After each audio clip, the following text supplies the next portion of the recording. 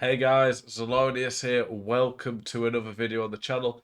In this video today, I'm going to be talking custom tactics and some of the common big mistakes that people make that you need to avoid to help make sure you get more wins on FIFA 23. Are you fed up of getting out teamed on FIFA? Want that God squad that you've always dreamed of? Check out MMOEXP and use code ZEL at checkout for a 5% discount. Check out the link below. MMOEXP, the best place to buy coins. Okay, so here we are. You might have noticed that yesterday I did upload a video. If anyone who watches my videos regularly, you'll probably remember that a couple of weeks ago I was quite ill with a serious throat infection. It's happened again. I was in hospital yesterday overnight. Luckily this time it was just one night and they've sent me home. Still not feeling 100%. I'm on quite strong antibiotics and honestly I'm a bit fed up with it. And I just really hope it doesn't happen again and this time it actually heals properly. But the show must go on. I still don't feel great, but I wanted to keep putting videos out for you guys. So apologies about missing one yesterday, but here we are doing one today. I literally got back from the hospital an hour ago, so back into the content. But I appreciate all you guys who do support me, and like I say, sorry about missing an upload yesterday. But today, we're looking at custom tactics. So, some of the common mistakes people make.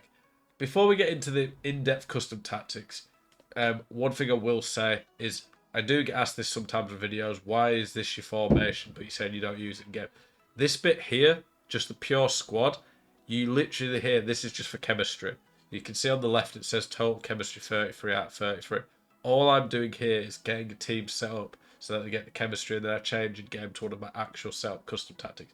And the other thing, I say this regularly in videos, but it's kind of part of your tactics in my opinion, is make sure you have a bench full of players that you want to sub on. I may as well put Mane there instead of Donnarumma because Donnarumma's never coming on. Keepers can't get sent off or injured.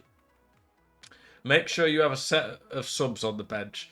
Maybe I should put a defender on there as well, to be honest. But having a set of subs that you can rely on to come on and change your game matters a lot more in weekend league when you can go to extra time, but it can be very useful. So let's look at custom tactics. So you can see here we have 5 options. The balanced, never really going to use that. Simply put, that is how we get chemistry, like I've said.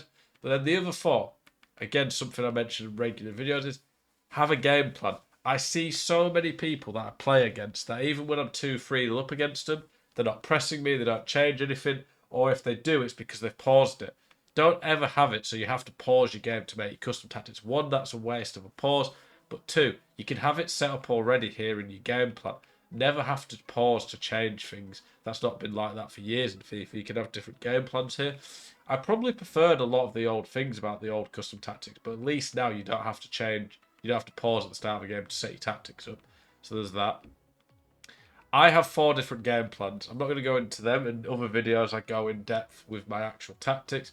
But in terms of the game plan, I have one on the ultra defensive that's set up just to see out a game.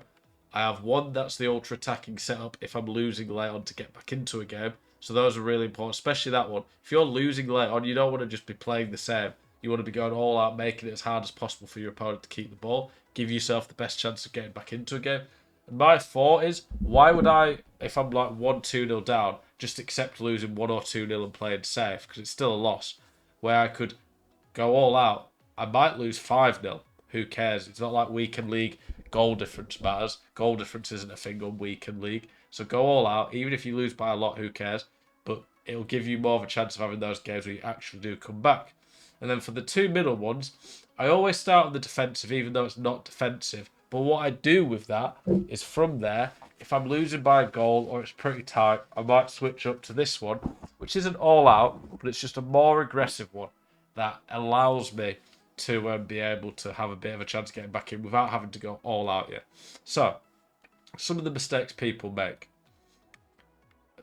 Quite a simple one that I find is that when it comes to where they put the players, they don't put the players on the right side. And by that, I mean, on this game, ideally you have a 5-star weak foot, so it doesn't really matter.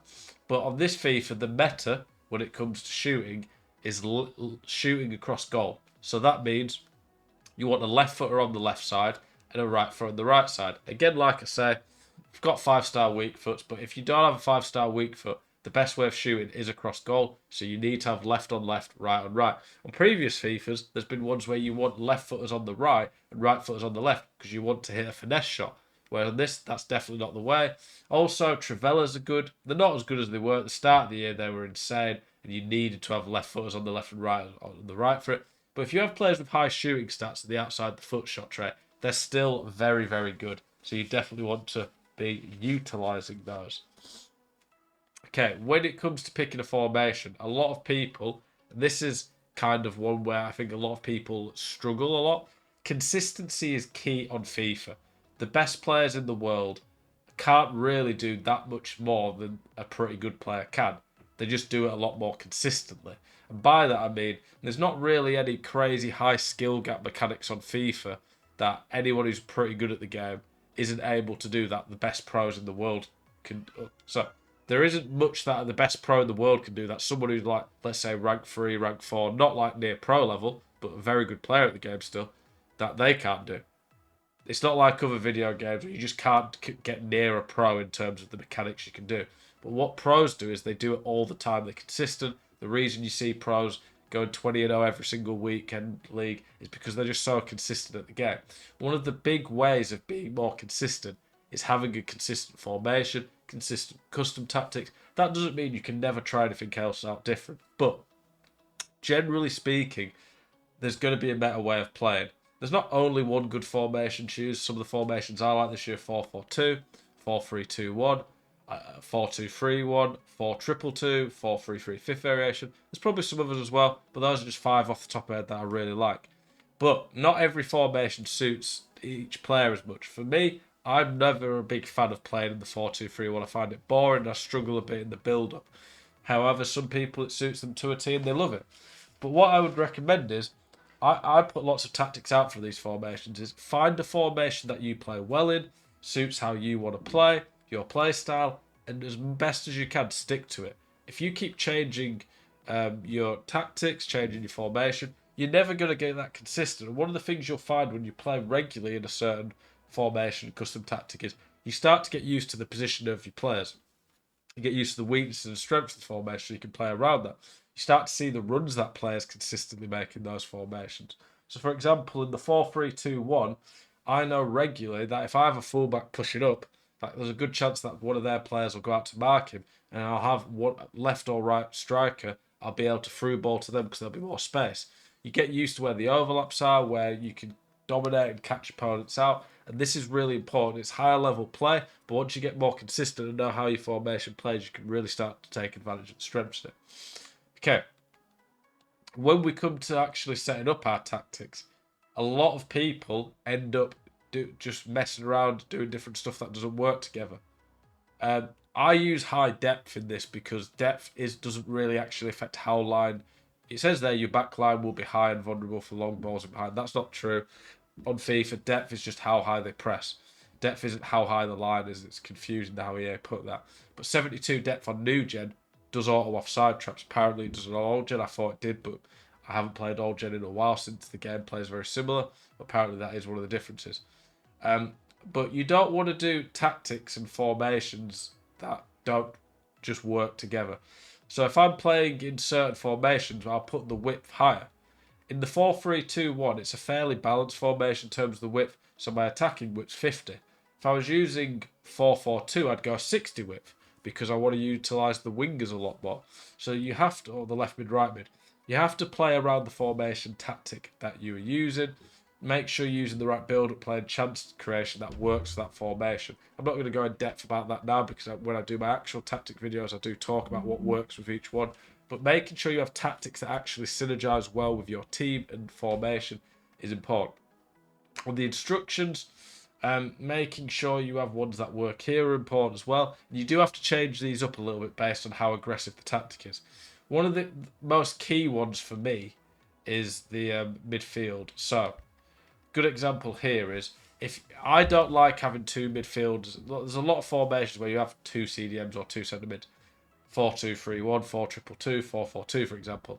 I don't think it works well to ever have them both on balance because when they're both on balance, there's a decent chance that they'll both go forward and leave a massive gap. You don't want to do formations or instructions that leave huge gaps because that leaves you vulnerable. So you need to use your instructions to make sure there's balance to your team.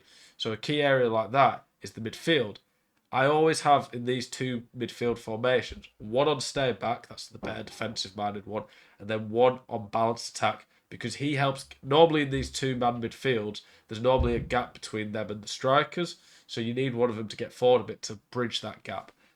That works really well for me, having one on stay back, one on balanced. Um, this kind of is a bit obvious, but don't go for crazy stuff like join the attack on your centre backs. A lot of formations have the fullbacks set to default being unbalanced. Don't have your fullbacks unbalanced unless it's formation when you need them to be. So for the 4-4-2, 4-2-3-1, 4-2-2, your fullbacks don't need to give you the width. You get the width naturally from the formation.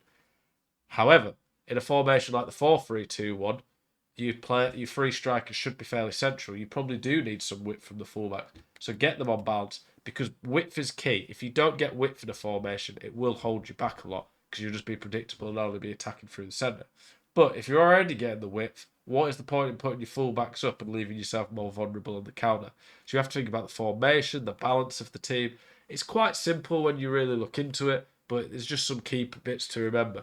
I've done coaching lessons with people before where they've been playing quite well, but then I just see massive gaps in the team, and I'm asking them to show me the tactics. When they do, I'm just like, well, yeah, your team's all over the place because you've got these instructions set in a way that just makes that happen.